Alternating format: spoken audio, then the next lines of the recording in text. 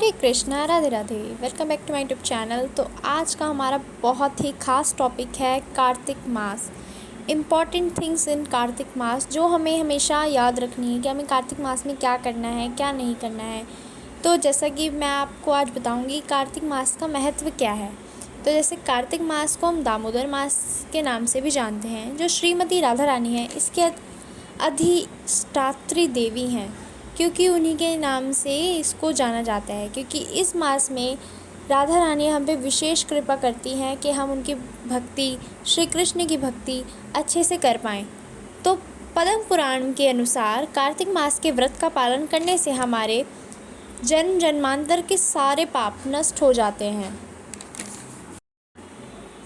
सनातन गोस्वामी महाराज हरि भक्ति विलास में बताते हैं कि कार्तिक मास को ऊर्जा व्रत के नाम से भी जाना जाता है।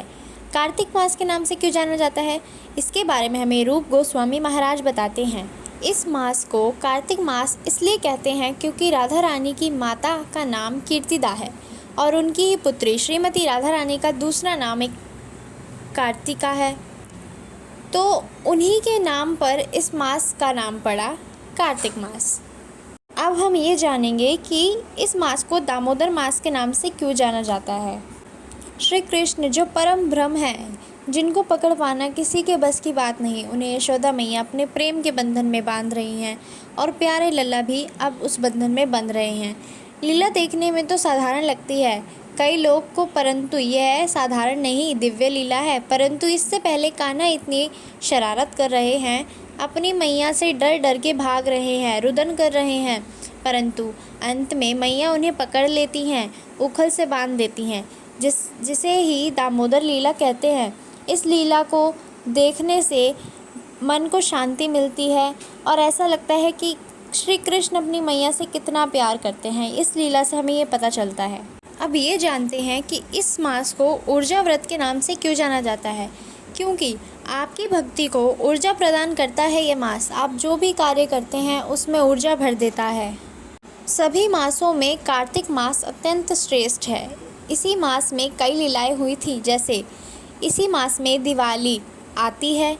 सत्यभामा श्री कृष्ण की 8 पटरानियों में से एक, उन्होंने भी पिछले जन्म में कार्तिक मास का पालन किया था, जिसके फलस्वरूप उन्हें श्री कृष्ण की पत्नी बनने का सौभाग्य प्राप्त हुआ था।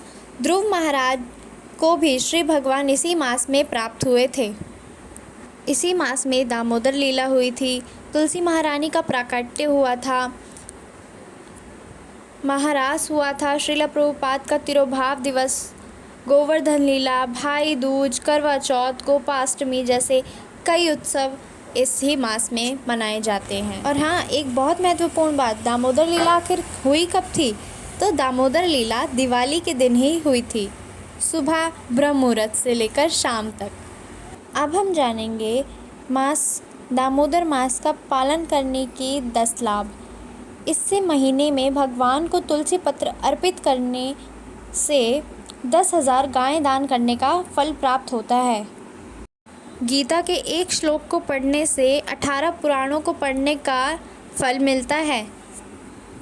अगर आप इन 30 दिनों में हर रोज़ 30 पेज पढ़ेंगे भगवत गीता के, तो आपकी भगवत गीता इन 30 दिनों में पूरी हो जाएगी और आपको अधिक से अधिक फल प्राप्त होगा।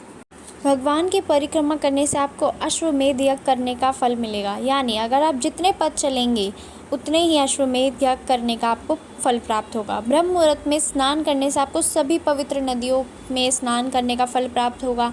आप जो भी भक्ति में कार्य करेंगे उसका आपको 1000 गुना फल मिलेगा। लेकिन इसका मतलब ये नहीं कि आप एक दिन में सिर्फ एक माला करें और सोचें कि अरे वाह, हमारे तो 1000 माला हो गई। नहीं, ये गलत है। आप जितनी माला करेंगे आपको उसका अधिक फल मिलेगा। तो इसलिए अधिक से अधिक नाम जाप करना। कार्तिक मास में दीपदान का कई अधिक महत्व बताया गया है पुराणों में, ग्रंथों में। इस एक दीपदान करने से आपके सभी पाप नष्ट हो जाएंगे। इस दीप के द्वारा हम अपने हृदय को श्री कृष्ण को अर्पित करते हैं। दिन में आप 2 बार दीपदान कर सकते हैं, लेकिन अगर किसी वजह से आप 2 बार नहीं कर सकते तो 1 बार भी कर सकते हैं। आप घी या तिल के तेल का उपयोग कर सकते हैं दीपदान के लिए। आप इस कार्तिक मास में 6 कार्य ज़रूर करें। पहला, दीपदान। दामोदर अष्टकम का पाठ, भक्तिमय कार्यों को तीव्र कर दें, आध्यात्मिक पुस्तकों की कहानियों का अध्ययन करें, संभव हो तो धाम यात्रा करें, कथा का श्रवण करें एवं अपने घर में कीर्तन करें। इन सब कार्यों को करते वक्त आपको हमेशा श्री कृष्ण की प्रसन्नता को ध्यान में रखना है, ना कि उनसे मिलने वाले फलों को। तो अगर आपको ये वीडियो पसंद आई हो तो चैनल को सब्सक्राइब करना, वीडियोस को लाइक करना। हरे कृष्णा, राधे राधे। और अगर आप इन कार्तिक मास का पालन करेंगे तो मुझे कमेंट में बताएं।